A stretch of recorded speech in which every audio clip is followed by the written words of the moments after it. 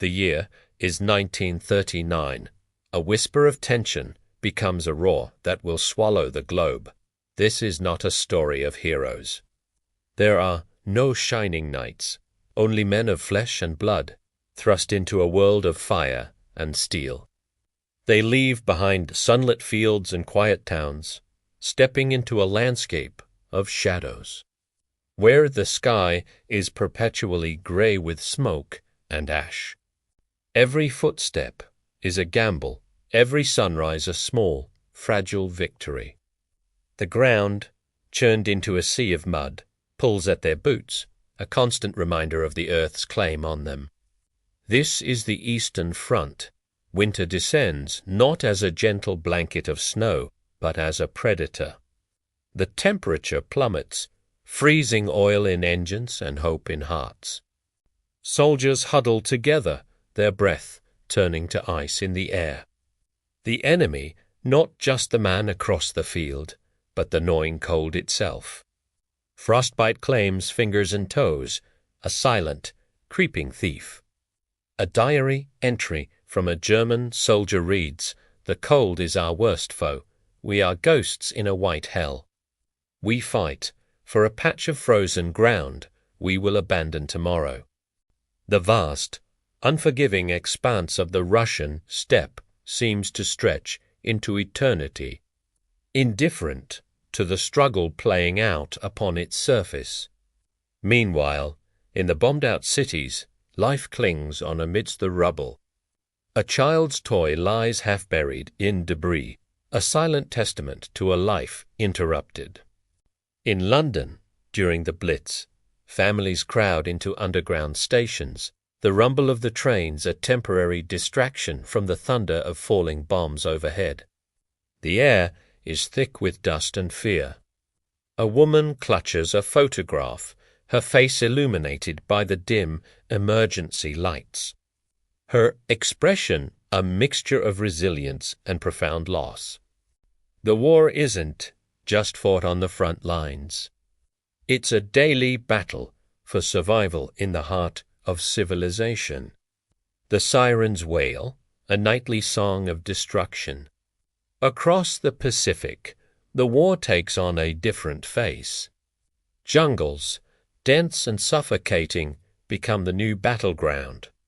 Soldiers fight not only an entrenched enemy, but also disease, heat, and a disorienting, claustrophobic environment. The enemy is everywhere and nowhere. The rustle of leaves could be the wind or an impending ambush. Fear is a constant companion, a fever that never breaks.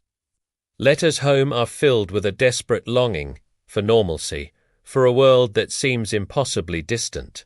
"I dream of clean water," one Marine writes. "I dream of a silent night." The machinery of war is relentless. Factories, once producing cars and tractors, now churn out tanks and planes. Women, stepping into roles left vacant by men, work around the clock, their faces smudged with grease, their hands building the very instruments of destruction. They are the unsung architects of the conflict, their efforts fueling the front lines. The home front and the war front are two sides of the same coin, inextricably linked. Every rivet driven, every shell produced, has a final, devastating destination.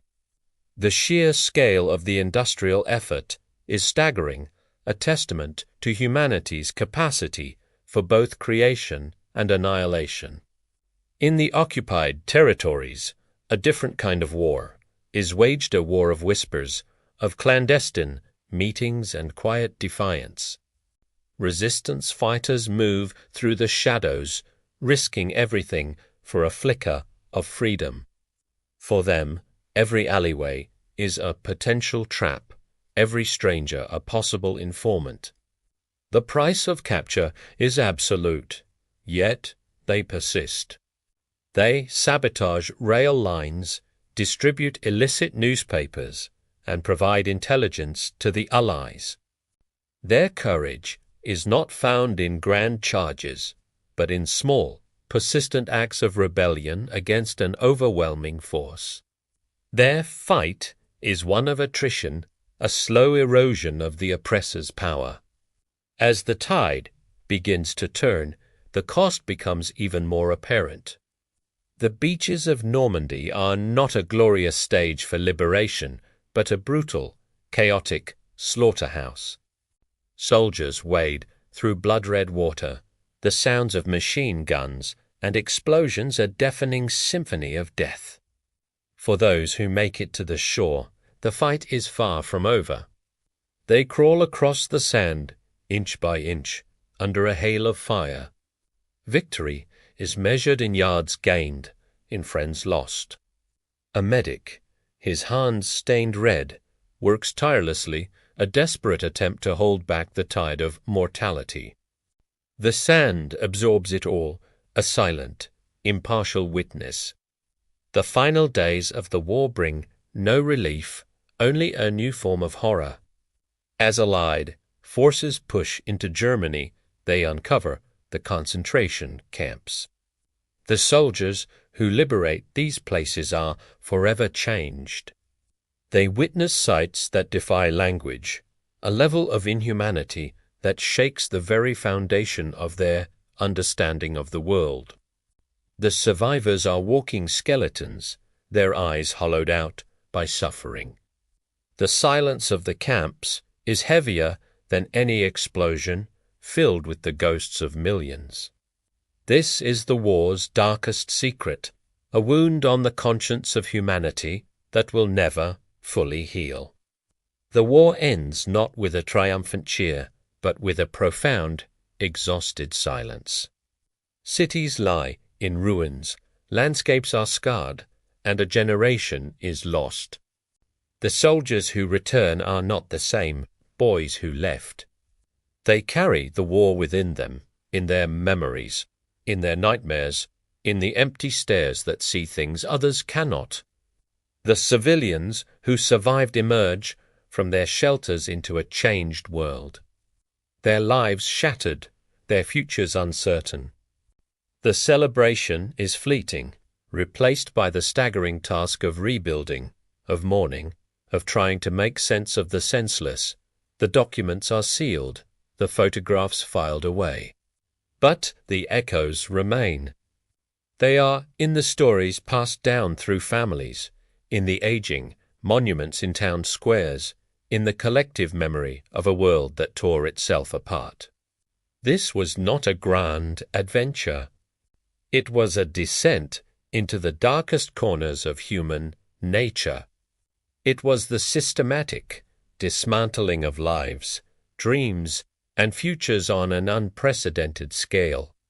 The silence that follows the final gunshot is not peace, it is a question. Question that will be wheelion. The weight of their history is now our own. This is not entertainment. This is a testament, so that we never forget.